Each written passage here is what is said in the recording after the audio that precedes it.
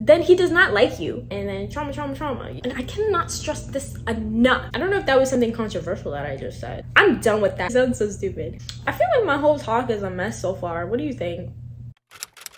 Hello and welcome to the first ever girl chat that I will be filming. I decided that I would film in my bed because anytime I'm on FaceTime and I'm having girl chats, my bed is just the place I like to be. So I want to make this as casual as possible and I hope you don't mind. So I just have a few things that I kind of want to talk about. I feel like girl chats, they're kind of just gonna be whatever you guys want to talk about, whatever I want to talk about that's relevant in the circle of girls. I mean, I guess it's not exclusive to girls because a lot of the things are just if you're a human being, but this one's for the girls. So yeah. So the first thing that I kind of wanted to talk about is feeling behind or just maybe lost in general. And this kind of came up just because like I recently graduated college and I feel like I'm gonna make a video just about life after college, post-grad, and everything anyways.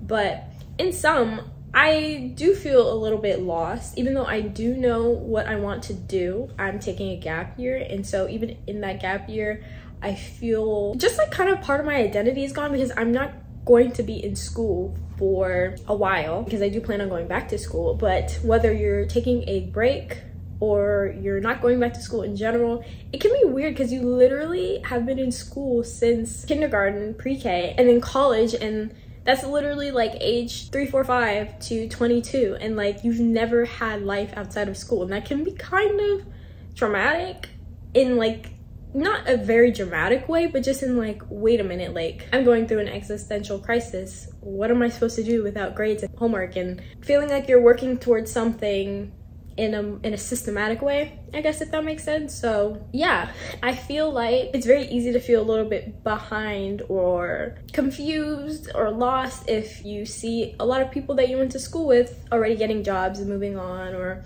you know, maybe social media people are showing what they're doing, and like you're kind of like in this weird in-between transformative period, and it's like, well, what am I doing now? And I feel like there's a lot of unrealistic pressures that we kind of put on ourselves as well, just because I don't know if this is a newer thing, I feel like it is, but of having an idea that you need to have everything figured out in your 20s, like financially, knowing who you are, knowing what you're gonna do. And a lot of people, like there's videos out there about people who make 5-figure months or 6-figure months and are making a lot of money. A lot of the time they're maybe like social media influencers or something like that, and they talk about getting side hustles and all these things. And I feel like it's a little mix of like what they put out, but mostly how we can subconsciously take it in as, oh, I'm not making that much money. I need to work harder to make sure I have this much money, and I need to make sure I have side hustles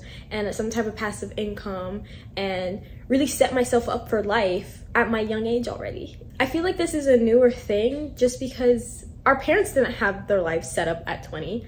Like, it's not something that is the standard, but maybe it's starting to become a new standard, I guess. And it's unrealistic for us to like put that type of pressure on ourselves to be like, okay, I need to like really think about how I could be making an income, a side income, and get all these like huge influxes of money. And maybe because a lot of people we look up to that could be social media influencers have these things, but they're getting like thousands of dollars for brand deals, and they're getting free PR, and they're getting a lot of stuff like this. And I guess that's just why it's so important to be careful what you consume, because if all we like have are people who are making like so much money and like can work from home and get paid for, you know, posting and filming videos, it doesn't mean, well, first of all, you can definitely do that too. There's no like barrier to entry for that if that's what you want to do.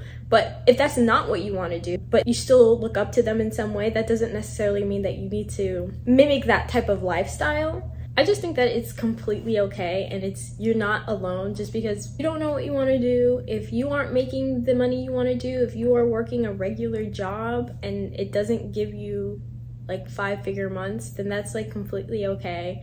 And I'm not also trying to shade anybody who makes that much money and is the same age as you. Like, their lifestyle should not have to change because of how we feel, but we just have to really check ourselves and manage what is realistic for us, what's not realistic for us. Like, put context into the situation, because it would be very difficult to make the same amount of money at our age if we weren't like an influencer or something like that. On the flip side, if you see like people you went to college with already getting like great jobs and are moving away or doing things that, you know, you also want to strive for and achieve, you're not behind if that's not what you're doing right now. I think a lot of times it's easy to compare, like, we're the same age, so we need to be at the same point in life, and like that is just not how it is. There's no set time you need to get a job, a set time you need to finish college, a set time you need to get kids and get married and all this stuff. Like, there's no standard that would decide for you if you're behind or ahead in life.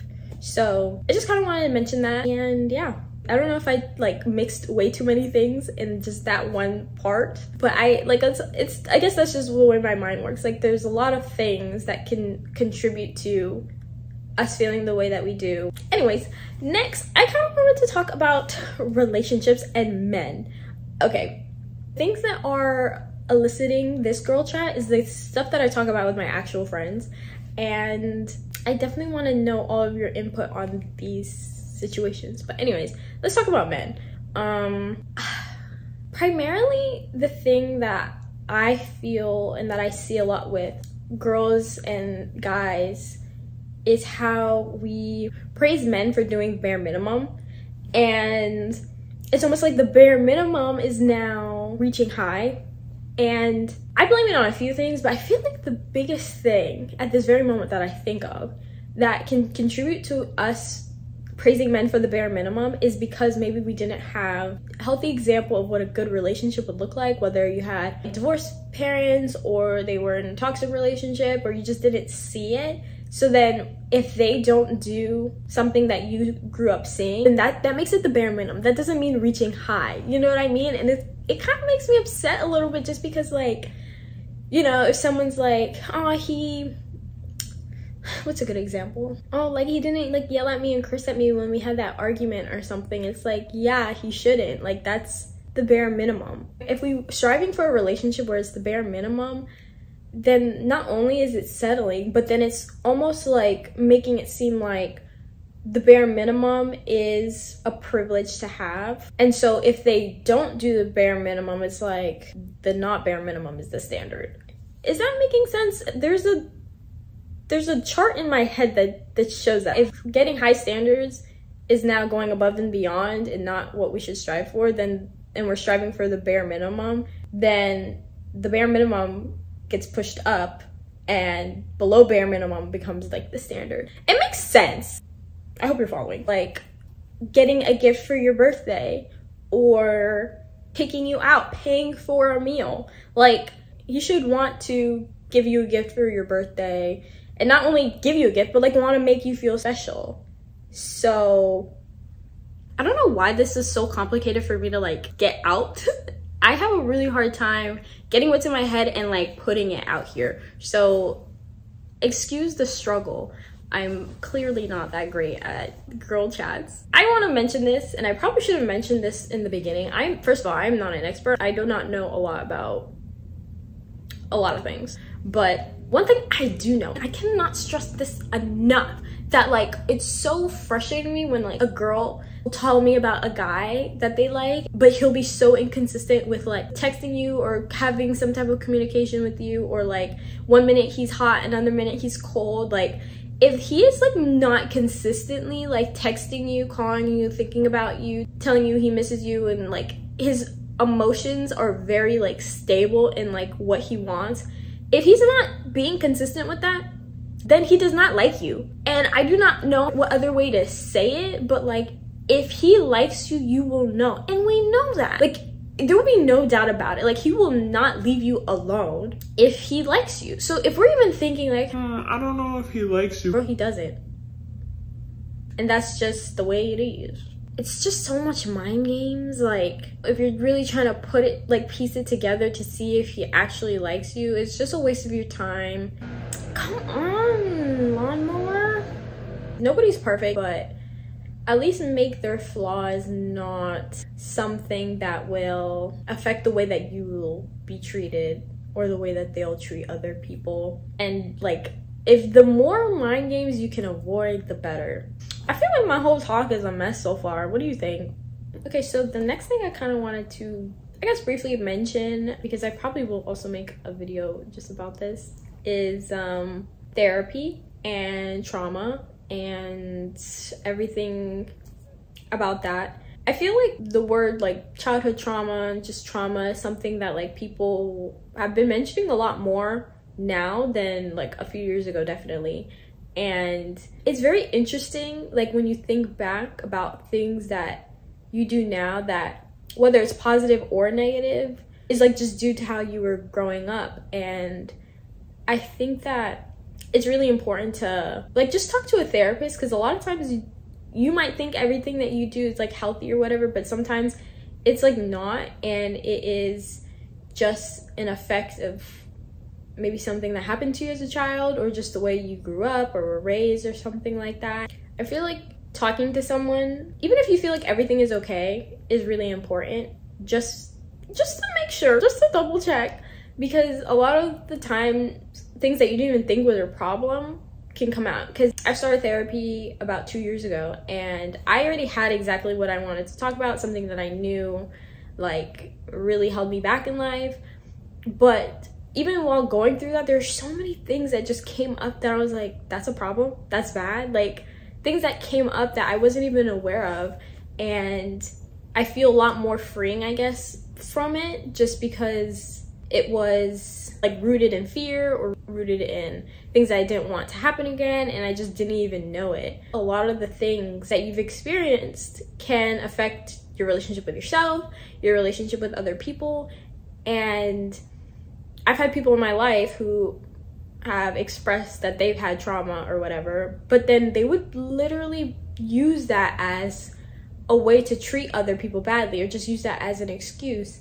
And that is just not, like, it's never okay. And I never want to be that person where I use my trauma or the things that I've been through to manipulate somebody or excuse my bad behavior. And I think that it's important to like work through it yourself. And maybe like traditional therapy is not your thing, but whatever is your thing, do that thing. Because if we're always kind of using the past as an excuse, I just feel like that's just really, I don't know, it's lame. It's not something that we should do. It's not something like quirky, I don't know. And I don't want to like minimize like trauma or anything like that, but, and it's not bad to explain yourself like, hey, this is something I've been through in the past, so if I act in this way, here's why. Like, you can say that, but that doesn't make an excuse. Like, it could very well be the reason, but you still have to take responsibility for your actions and the things that you do. And the best way to do that is through therapy. And like, in therapy, it's literally all about you. And it's just interesting how the things that you experienced in the past can create patterns in your life. And it would be good to just try to have all the best patterns that you possibly can have that are like good for you, and not just an avoidance response or a fear thing, or, you know what I mean? I don't know if that was something controversial that I just said, but I guess in my experience, I've just had a lot of people use that on me. And I'm like, girl, I've been through it. I know you've been through it, but like, let's not like mix trauma together and like try to be like, well, like I did this wrong because of my trauma, and they're like, well, I did this wrong because of my trauma, and then trauma. Like, it sounds so stupid. I definitely want to talk more about therapy and trauma and maybe a longer form video. Me and my sister talked about generational trauma in a discussion episode that she has yet to post, or maybe we're gonna refilm this. I don't know if she's watching this, but if you're watching this, dude, I'm really upset with you, because we filmed this like 2 months ago, and where's it at? I don't know.